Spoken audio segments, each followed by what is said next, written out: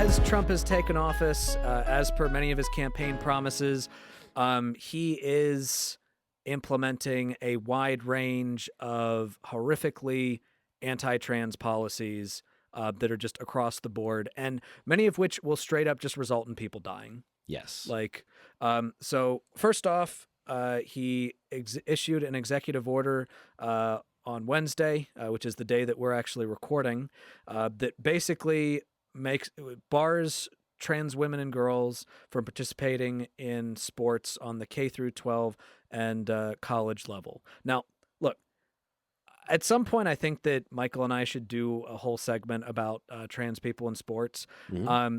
This has always just been something that I think is just a fucking distraction. Yeah. I think it's the one thing that Republicans chose that was like a relatively popular way of attacking trans people. Honestly, it makes sense to me to just have a system where people compete in sports based on like testosterone levels. All right? Doesn't have to be like gender based or sex based. It can just be testosterone levels. All right? Boom, problem solved. All right? Fairness in sports, and let's never have this stupid conversation again. Yeah. All right? So there's that. But what I think is crazy, what I think is absolutely insane, is that he's actually using Title IX to justify it. Yes. All right? Yep. He is basically saying that schools that violate this will be denied federal funds on the grounds that they violated Title IX, which prohibits sex discrimination in schools. That is literally like saying, that's like using the fucking Civil Rights Act to justify his DEI executive order. Like, yeah, except like that's explicitly the kind of thing that he's doing. Like another of his executive orders, which is kind of a foundational one about defending women from gender ideology extremism, literally makes that argument. It literally attempts to establish the quote biological reality of sex. It attempts to establish just a sex binary, a male and female, and literally makes the argument that and it instructs the federal government to construe all like regulations and protections having regard to sex in this strict sex-based binary without regard to gender, right? Yeah. So yeah, to your point, like it's literally saying, like laws and regulations that are designed to prevent discrimination based on sex must distinguish based on sex between male and female. Which is like, to your point, it is so crazy. and here's the thing to also recognize, like just a quick side note.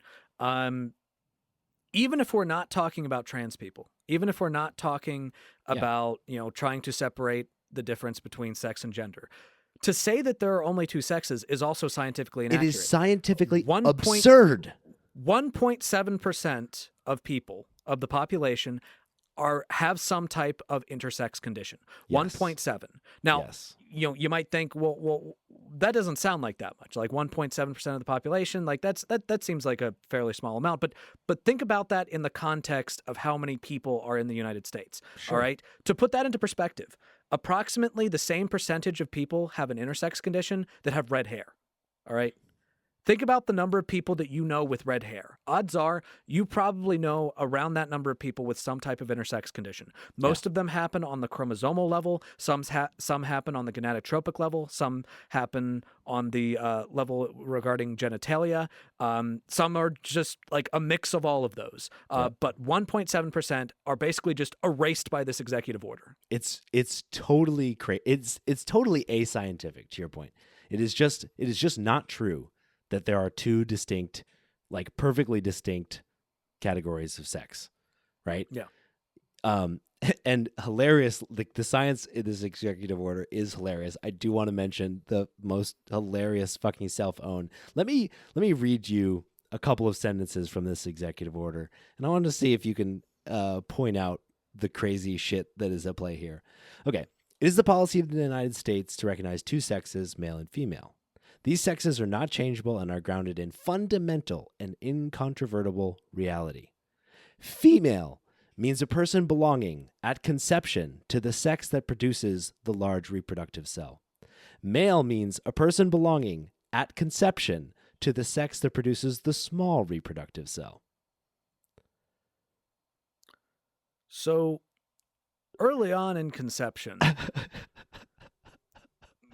don't most embryos basically have the building blocks to produce the so-called small reproductive cell? Also, like, does that mean that if you have a really small penis, like, you don't? So I think the small reproductive cell refers to sperm, not dicks. Okay. But so here's what I'm thinking. Well, one, I'm not a biologist, but boy, it seems to me like conception is the point at which a fucking egg splits into two cells instead of one, which definitely doesn't have a fucking gender at that point.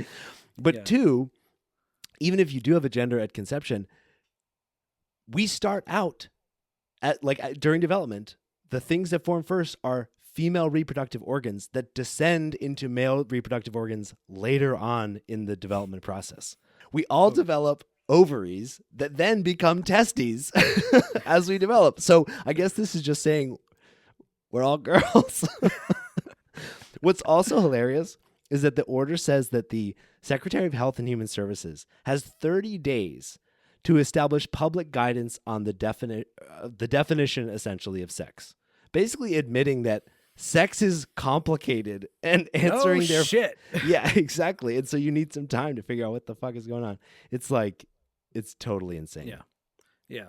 Now, that one is kind of just like an overall direction. I don't know how much like that. I don't know how much specific impact that one will have. This next one has a lot more impact. He issued an executive order that would basically ban federal funds from going to any medical provider that gives gender affirming care to youth under the age of 19. Yep.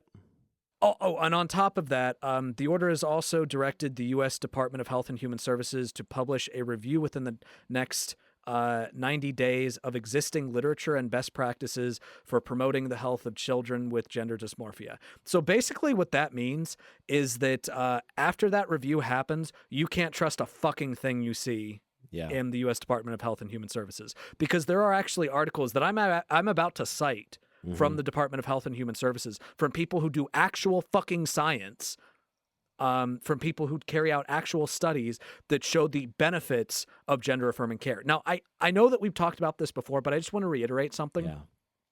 Surgery does not happen until the kid is at least 16, and only top surgery. All right. This narrative that they started creating, like Donald Trump straight up said, like, these during the campaign, he's like, these kids, they're going to school and the nurses are performing gender reassignment surgery and they're just coming back a different like he really actually fucking made that nurses. claim. He actually fucking made that claim. Jesus. Like, shit, you did, like, nurses have to call parents to give the kids ibuprofen. You think that they're performing gender reassignment surgery? Are you fucking nuts?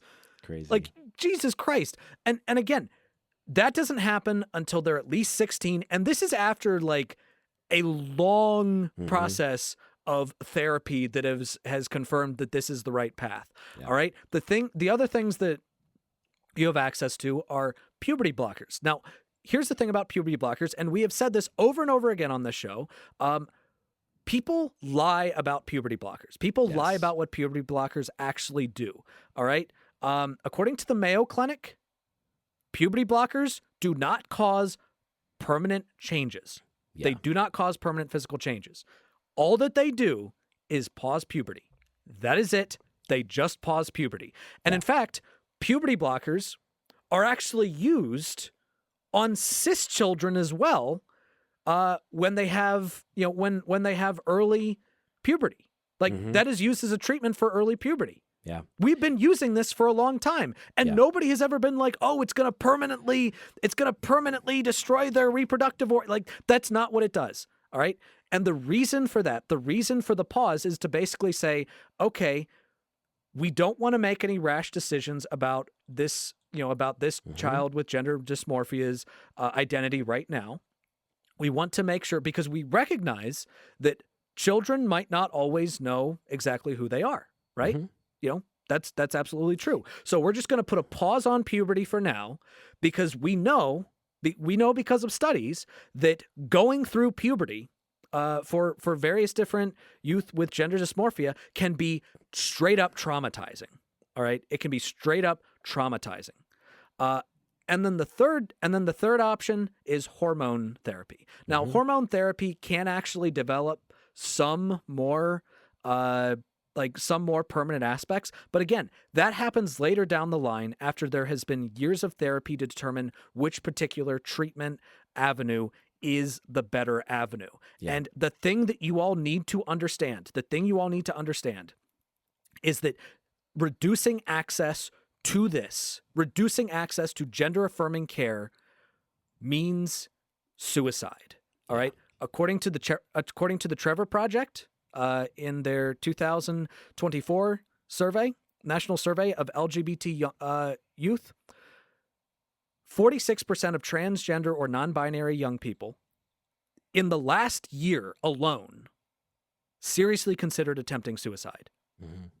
And on top of that, and this is a study that comes from the Department of Health and Human Services, but again, this might actually end up being, this study will probably be taken down.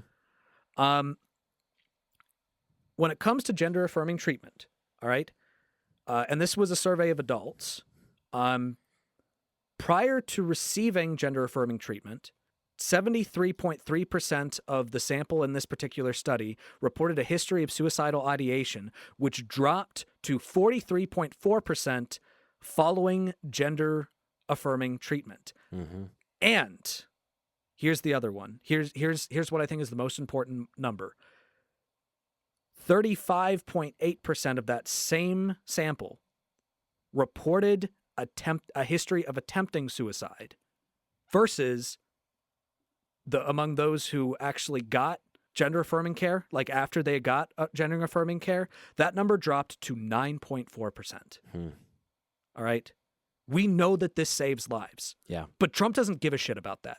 Trump doesn't give a shit about saving lives. He doesn't give a shit about children. He doesn't even give a shit about trans people. All right. He was actually asked in 2016, like, hey, if Caitlyn Jenner were to come to the Trump hotel, like, would you let her use the bathroom of her choice? And he's like, yeah, of course I would.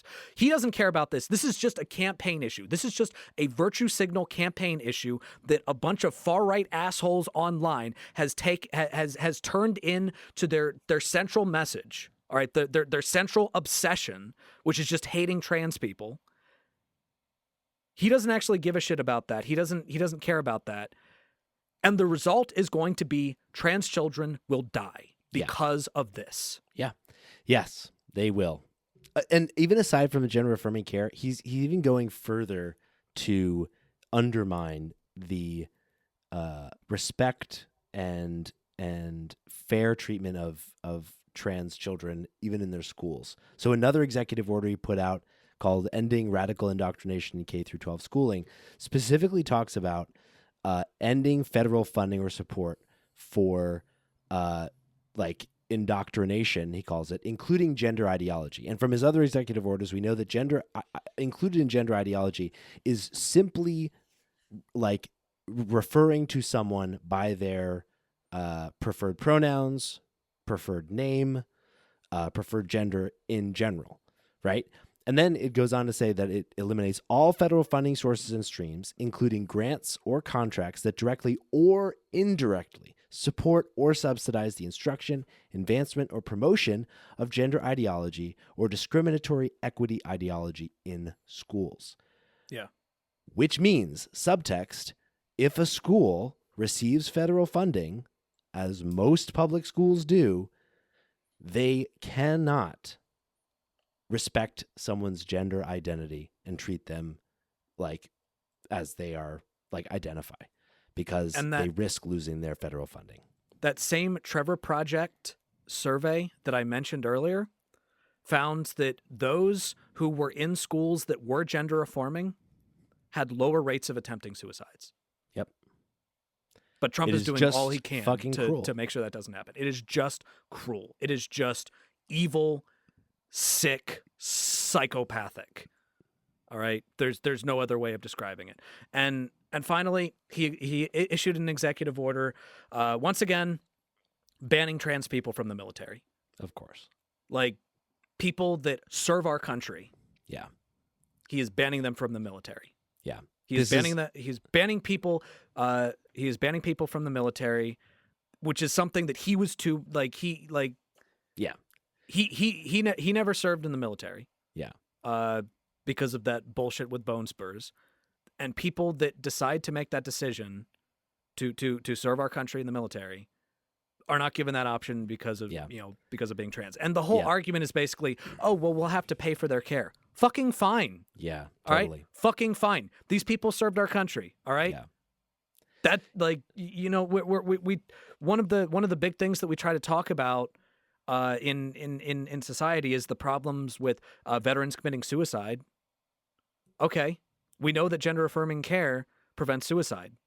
Yeah. So just view it that way. Like Totally. I don't know. I can't see how anybody can call this guy pro-military in any type of way. Like pro-veteran. The most disrespectful fucking line from this executive order, quote, "Adoption of a gender identity inconsistent with an individual's sex conflicts with a soldier's commitment to an honorable, truthful, and disciplined lifestyle." Fuck you.